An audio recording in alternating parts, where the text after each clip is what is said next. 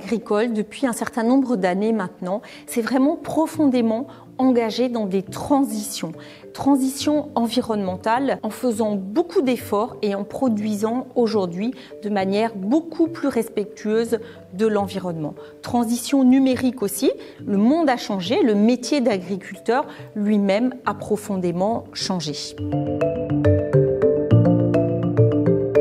L'Europe, très souvent, a produit des politiques imposant aux agriculteurs de faire des efforts.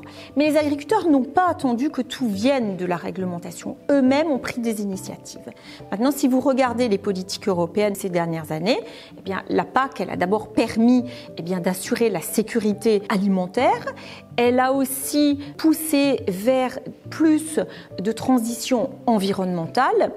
Là où la PAC n'a pas été à la hauteur, c'est qu'elle a parfois oublié le revenu des agriculteurs. Et c'est ce qu'on oublie aujourd'hui dans la sphère européenne, c'est d'avoir cette vision globale. Le revenu, l'environnement, la sécurité alimentaire, la sécurité énergétique aussi, parce que les agriculteurs y contribuent très fortement.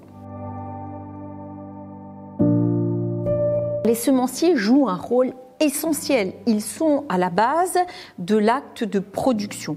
Donc je crois que là-dessus, il faut peut-être qu'on fasse davantage connaître ce secteur qui est un secteur économique important, en particulier pour la France, qui est premier exportateur et qui est premier producteur européen. Donc il faut qu'on valorise davantage ce secteur. Et puis il faut qu'au niveau européen, on aide les semenciers plus encore avec des financements pour investir dans l'innovation, dans les nouvelles technologies. Il nous faut un choc d'investissement dans ce domaine-là. Alors je crois qu'on a de beaux textes sur la table au Parlement européen, notamment avec le texte sur les NGT, les nouvelles techniques génomiques dont nous discutons actuellement au Parlement européen.